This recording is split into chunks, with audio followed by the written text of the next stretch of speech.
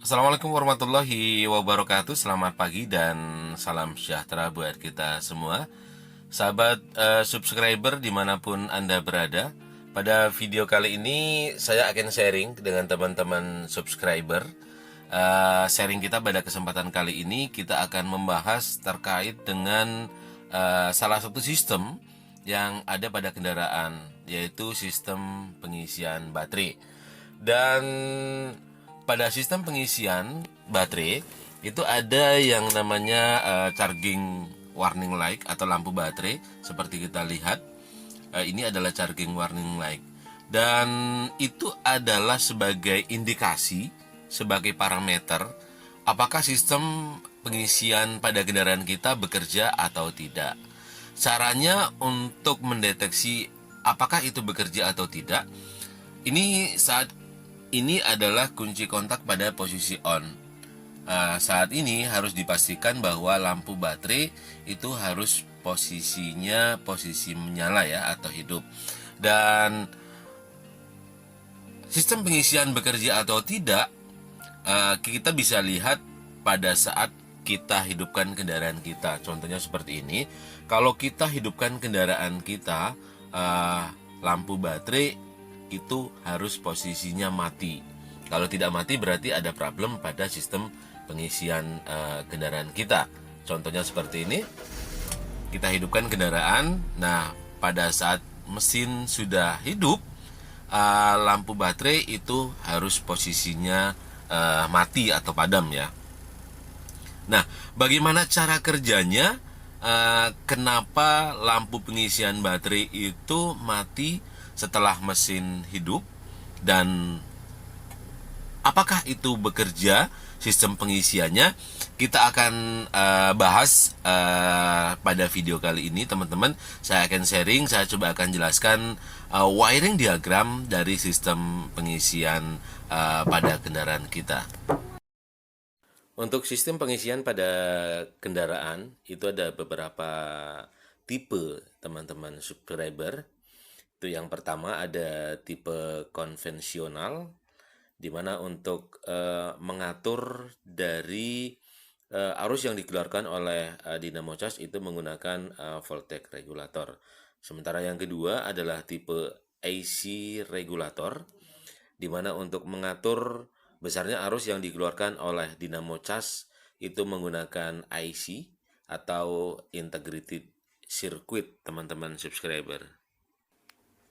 Dan juga tentunya ada beberapa sistem atau tipe yang lainnya. Dan ini yang pertama, teman-teman subscriber. Ini adalah contoh wiring diagram yang tipe IC regulator, di mana untuk mengatur besarnya arus yang dibangkitkan dari alternator itu menggunakan tipe IC atau integrated circuit untuk mengatur besarnya arus yang nantinya akan disuplai ke baterai kendaraan kita. Sementara untuk tipe yang kedua adalah tipe konvensional, di mana untuk mengatur besarnya arus yang dibangkitkan dari dinamo charge itu menggunakan voltage regulator, sahabat subscriber. Dan untuk mempermudah pembelajaran kita, kita akan menggunakan tipe yang konvensional. Karena kalau tipe konvensional ini sangat mudah untuk dipelajari dan sangat mudah juga untuk dipahami dibandingkan dengan tipe yang IC atau integrated circuit. Cara kerja yang pertama adalah pada saat kunci kontak pada posisi on dan mesin mati. Jadi di sini kendaraan kita itu belum hidup, baru hanya kita memutar kunci kontak pada kendaraan kita. Contohnya seperti ini, teman-teman.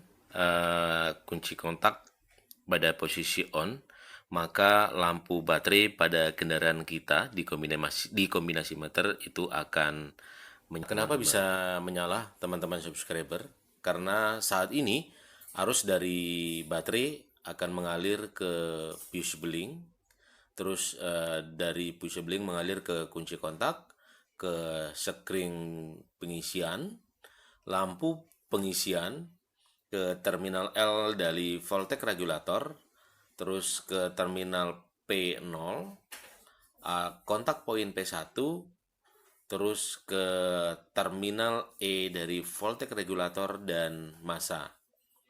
Sehingga saat ini lampu pengisian akan menyala karena arus akan mengalir dari baterai ke lampu terus ke massa. Jadi di sini lampu pengisian akan menyala pada saat kunci kontak diposisikan ke posisi on ya. Di sini belum hidup mesin kendaraan kita, teman-teman subscriber. Dan setelah kita menghidupkan mesin, maka harus dipastikan lampu pengisian pada kendaraan kita harus mati atau padam. Hal ini menandakan bahwa proses pengisian itu sedang berlangsung atau sedang terjadi. Hal ini juga menandakan bahwa sistem pengisian pada kendaraan kita itu bekerja dengan baik, dengan maksimal. Kenapa bisa demikian, teman-teman? Marilah kita lihat pada wiring berikut ini. Perjalanan arusnya adalah pertama-tama arus dari baterai akan mengalir ke terminal B voltage regulator, terus ke resistor, terus ke terminal F regulator, terus ke terminal F alternator, mengalir ke rotor coil di dalam dinamo cas, terus dialirkan ke terminal E alternator dan ke massa. Sehingga saat ini pada rotor coil akan terjadi kemagnetan atau rotor coil akan membangkitkan medan magnet. Karena saat ini kendaraan sedang berjalan atau mesin sudah berputar, maka dari stator coil akan menghasilkan arus listrik dan disalurkan ke terminal di alternator, disambungkan ke terminal N dari regulator, ke voltage relay, ke terminal E dari regulator, dan ke massa atau ke ground. Sehingga saat ini voltage relay terjadi kemagnetan atau membangkitkan medan magnet dan menarik kontak poin ya, teman-teman, menarik kontak poin yang tadinya kontak poin P0 berhubungan dengan P1. Karena terjadi kemagnetan pada voltage relay, maka kontak poin P0 akan tertarik ke bawah berhubungan dengan kontak poin P2, teman-teman subscriber.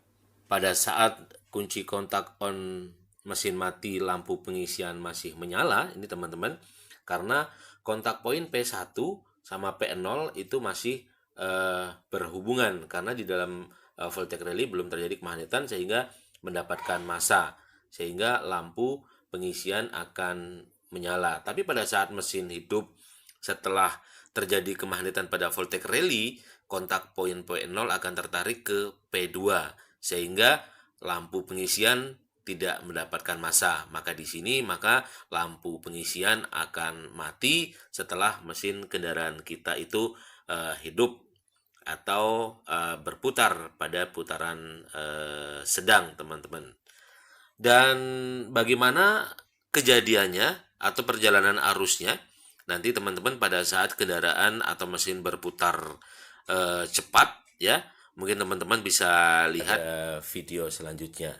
Karena pada saat mesin berputar cukup kencang, secara logika tentunya dinamo cas akan membangkitkan arus yang cukup besar kan. Anggap saja lebih dari 12 volt. Karena yang dibutuhkan baterai sebenarnya adalah 12 volt. Dan bagaimana cara kerjanya untuk mengatur, mempertahankan tetap konstan pada tegangan yang dibutuhkan baterai, teman-teman bisa lihat pada video selanjutnya. Terima kasih telah menonton, jangan lupa like dan subscribe. Wassalamualaikum warahmatullahi wabarakatuh.